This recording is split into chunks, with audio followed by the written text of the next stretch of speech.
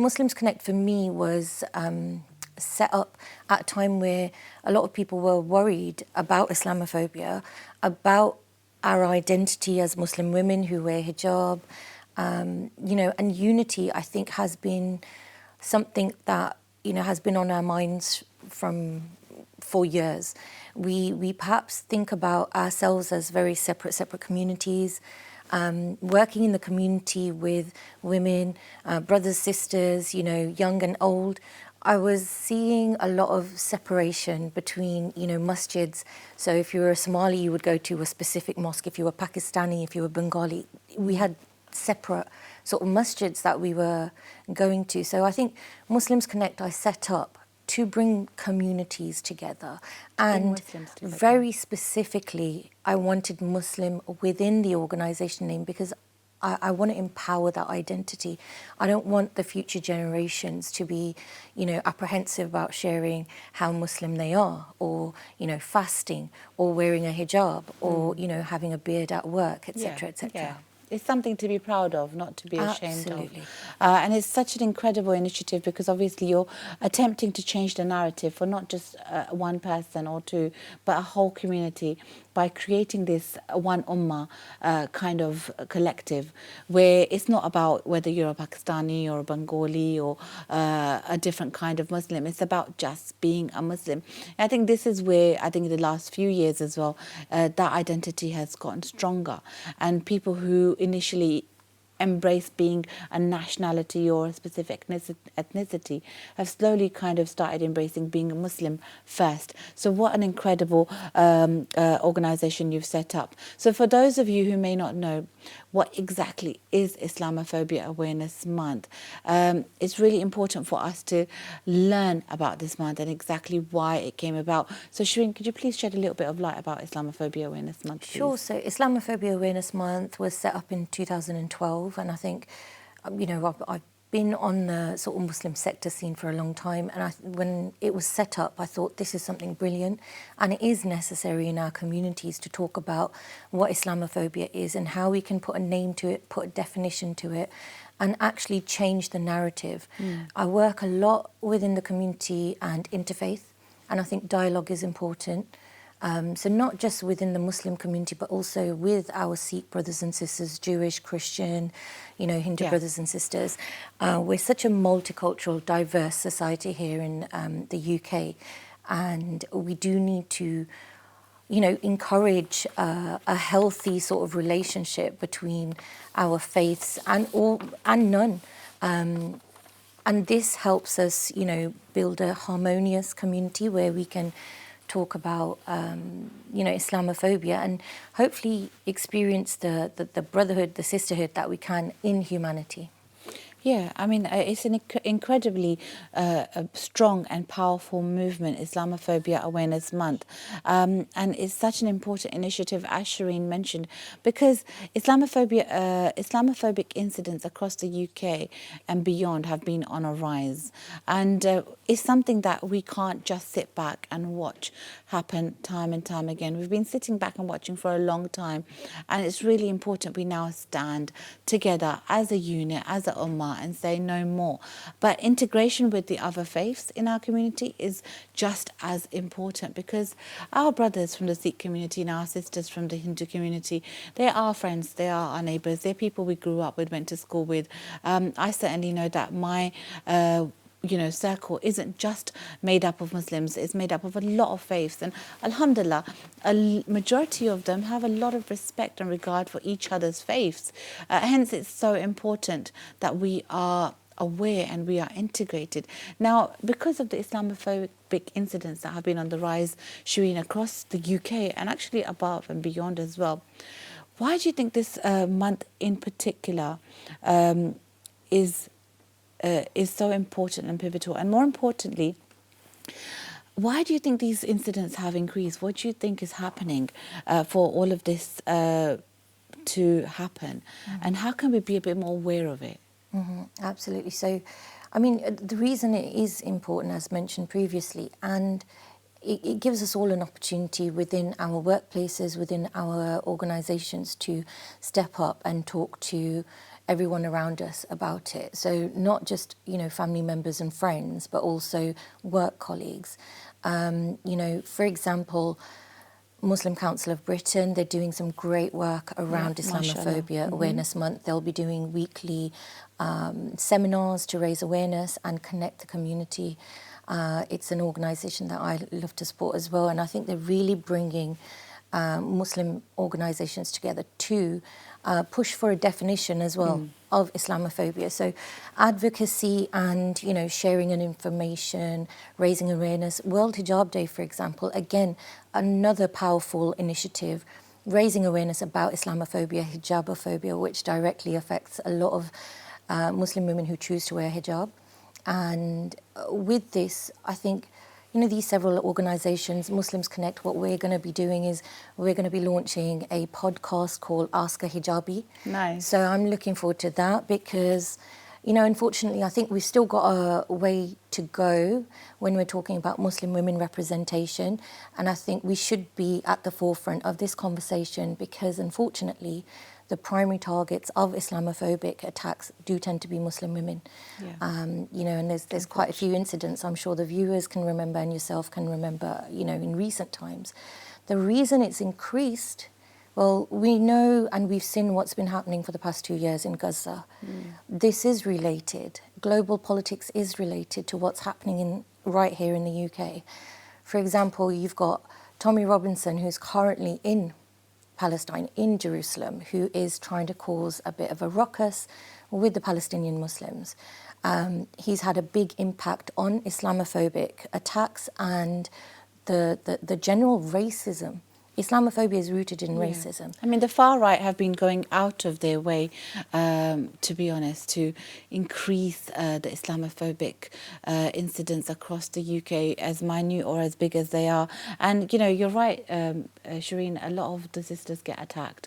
And unfortunately, it's not just about it's not just as simple as wearing a hijab that will engage that attack. Is just looking Muslim or looking brown. We've had women that have been attacked across the UK in the recent months who are not Muslim, who are not of a specific heritage or ethnicity, but they have been attacked and violently abused, and that is because of the rising Islamophobia in the UK. And this is because they're doing it, but we're not stepping up to eradicate it. And this is why organisations like Muslims Collect and others alike across the UK are coming together to really say, we're going to make a change, we're going to make a difference. So as Shreen mentioned, you've got the Muslim Council of Britain. If you don't already follow them, do follow them as well. So Shreen, talking about Muslims Connect specifically, I know you mentioned the podcast, but tell me a little bit about what you're doing for Islamophobia Awareness Month. So in line with the Ask a Hijabi podcast that we'll be launching, it's also an opportunity for us to go out into communities, outreach sort of style. Nice. We tend to go to the city centre. I'm sort of Birmingham based, West Midlands based, so we'll be there in the city centre giving out hijabs actually as gifts and giving people an opportunity to come and ask hijabis what they're doing, why they wear hijab, to raise that sort of understanding. And quite often than not, we've had such a positive response. We have Christian sisters, we have sisters and brothers sometimes come and talk to us. Well, no, not put the hijab on, but come and talk to us about hijab and how and why we wear it. Yeah. And, we have been asked once or twice, is it a forced thing? Is it an oppressive thing, etc., etc. And quite often it gives us a chance to speak and own the narrative. Yeah. We have had, there will always be incidents, like you mentioned, the far right rise. I think Islamophobia Response Unit has stated 365% rise in Islamophobic incidents. Wow. So it's huge. So we have been out and about where we've received some Islamophobic comments and, but it's more often than not, when you've got good, positive people around you, more people are good than bad. Definitely. It gives them a chance to see and first-hand experience that, Islamophobia is real, but at the same time, Muslims and hijabis are here to stay. Yeah, definitely. We're not going anywhere. Now, education, empowerment, community action, it sounds like you've kind of ticked all of those boxes. How important do you think it is for each of those things to be in element when we're talking about Islamophobia Awareness Month or World Hijab Day or any of these, campaigns? Super important. So with Islamophobia Awareness Month, there are resources available across, some of the organisations I've mentioned, MEND, Muslim Council of Britain, and so many others. You can check out muslimsconnect.co.uk. You can find resources that you can share with, say, for example, the governors at your children's school. Or if we encourage individually, I always see it like this. We all have the capacity to do something, to give back, to make the world a little bit a better place, as cringy as it sounds, but, to make the world a better place. So what can we do individually? If we've got kids that go to a school and they're not speaking about Islamophobia or they're not teaching about Islam in religious studies, that's a first port of call for a mum or a dad. Yeah. Workplaces. So a lot of the times, DVLA reached out to me to talk about hijab. There's a lot of Muslim networks within our health services, within, football association. So Aston Villa Club and the recent things that were happening in Birmingham with the Maccabi fans and all of that stuff. The West Midlands Police were correct in banning those fans, just to protect the community, just to protect our, community members and masjids. So the more we educate the people around us, these type of things will happen. The more we positively represent and engage with, non-Muslim organisations and authorities, the more we have the chance to improve things and make the more you're raising place. the awareness and 100%. showing them the other side of the coin and saying, look, it's not what you think it is. This is what it could potentially lead to. And actually, what you said about the West Midlands Police doing what they did recently, it's actually very empowering and it's very inspiring, because had they not done that, it would have caused potentially a lot of damage. And that's not just to the Muslim community. The damage, what we tend to ignore, is to the whole community. And that community comprises of so many faiths and so many ethnicities. And it's movements like this, movements like Muslim Connect, Muslims like Shreen, who are on boards such as West Midlands Police Independent Advisory Board and other organisations, where she's putting her 2 cents in and saying, listen, let's make a change. They have an impact, and we can see that impact is being evident recently in her recent efforts. Now, these are the things that we should all be doing. Right, Shreen. What would you say to the viewers and the audience that are watching us, especially young mums who want to change that narrative, and our youth? What kind of things do you think they should be doing to kind of follow suit? I think we've got to remember this. There's 2 sides of our communities. The ones that have a lot to say and not very much action. There are organisations and, things like West Midlands Police engagement. People would say, no way. BBC, ITV, etc., people would say no way. There is a positive way of engaging with these and to utilise them to the best of our, leverage. Yeah, exactly. So we do want to engage positively. We do have to know who we are, where our identity is, what we want from, certain things. We had that recent interview that went viral, and the Imam from Leicester or Nottingham. Yeah, we saw and that. Unfortunately, he's had a lot of backlash because he quite unfortunately failed a few points. And I think most of the community, and I agree as well, had he had media training, had he had the knowledge of what the impact was going to be of the words that he was going to share with quite a visible enemy to Islam, perhaps he could have used better judgment on doing that. So for me, of course, we understand that West Midlands Police, for example, has a lot of issues. They're known to be a racist institution. But how can we as Muslims stand true to ourselves and still push our narrative and allow people the opportunity to understand us as a community? Same thing with our politicians, for example. We do have a lot of mums that are at home who perhaps don't have a lot of time but don't know what to do. Why aren't more Muslims standing for councillor or MP? And when we're thinking about voting and things like that, we also have to understand we can't just be voting for the, the brown face or the Muslim face. We have to understand what their politics are, what their agenda is. Because unfortunately, again, in Birmingham, we saw a lot of people standing and exploiting the Gaza situation and really their politics was not very much. Yeah, I think definitely what happened in the last 2 years has certainly made us a bit more aware of who our leaders and our representations should be, and who should be voicing our voices, basically, because ultimately our MPs, our councillors, people that we vote to stand to represent us are representing us, and they are our voice. And it's so important that they're people that are credible and have a good understanding of not only what they're doing, but also really good, strong principles, not just faith-centric, but also human-centric. Is that even a word? Humanitarian-centric. Through your work with Muslims Connect and the West Midlands Police Independent Advisory Group, can we talk a little bit about the challenges that you faced and the opportunities that you've seen, especially when it comes to tackling the prejudice and building the trust in the community? Mm-hmm. I think, again, it's like I mentioned before, it's certain media outlets, certain authorities can be seen as racist and Islamophobic, even borderline anti-Muslim. But there's a positive way of engaging without selling out. And I think this is, what I was trying to get at, that we can't be putting bad leaders forward anymore. We can't just be putting out people for that extra fame or, whatever the agenda is. We need to be able to understand what that is. So I think putting our best foot forward, putting the best leaders forward, the best representatives, and that does include people who know what is going on in the world, who are pro-Muslim. Inshallah. And we should be proactive. Yeah. So I think engaging with these organisations without losing our iman, our deen. We have to be God-centric, I always say. We have to put God first. So what are the challenges that you face, Shreen?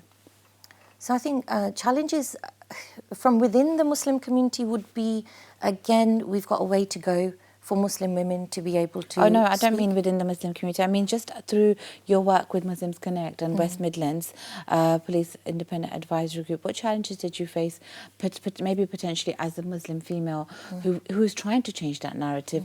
And of course, we know that our community is quite narrow-minded, and it takes a little bit of time for us to kind of really understand, make them understand that what we're doing is going to have a positive impact on our ummah. But I'm talking about the organisation itself. Did you feel that there was challenges as you stepped to the bar? I think with Muslims Connect, I've kept it quite brother and sister friendly. The initiative is there to encourage and empower and inspire our community to do more. I always say, to make the world a better place, and hashtag stronger together, and how can we build that momentum? So the challenges that I've faced are, it's been okay. I would say our Muslims Connect is an award-winning initiative. So we've been celebrated by the Muslim community and actually the non-Muslim community. So I'll be speaking at a conference for the Interfaith launch, which is also happening sort of November. Inshallah. And, I'll be speaking about peace and where our Muslim perspective comes into, peace building and what we should be doing in this current climate of what we're witnessing in Gaza, Sudan, Congo, and across the world. So any challenge, the biggest challenge I would say is not having enough people that are like-minded, that want to do the work, that perhaps is behind the scenes, or that is perhaps a little bit more strategic. For example, I'm also a member of the UN Women community. So the reason I want to do that is, again, we can't just be empowering and empowering our identities within the Muslim community, but also in the wider It sounds like world. You're very busy, Shreen. Yeah, I love and to I know, busy. alhamdulillah, you're a wife as well as a mother. How do you balance that, with your family, being there as a parent, and obviously you've got, being a wife is so tough, and then also being a sister and a daughter, mashallah, you're wearing so many hats. Tell us the secret. I think it's just dua. Allah subhanahu wa ta'ala does everything. If you keep your intentions pure, Allah puts barakah in your time. and I like to stay busy. My girls now, alhamdulillah, they're 14 and 16. Alhamdulillah. And they're brilliant and they're thriving. And I think the reason is because I was able to homeschool them and really put down the foundation. So I really don't have to chase them for homework. They love being, you know, ahead of the class. They love, they know their phase is education first, and then they could go out and hopefully build on whatever I've built. And, you know, Inshallah, even if I'm not at the UN, maybe one of my daughters will be. Inshallah, And inshallah. this applies to anybody never in the know. community, You never inshallah. know. So, you know, I think families, moms are pivotal in our, Absolutely. you know, our ummah. They are honoured, and we should support mothers who want to do, you know, more. I think we have a different way of seeing things than the brothers. Absolutely. And that's why I advocate for more women being on the front line of humanitarian work, for example. Whenever there's a disaster or an emergency relief, you know, Try and encourage situation, sisters to go. we've got to have more Yeah, women. We've got to have more absolutely. women on the front line. Well, listen, it's been an absolute pleasure having you here on the Salaam Britain couch. You are certainly a very, very credible person. You've got so much going on, and we want to keep in touch with everything you're doing.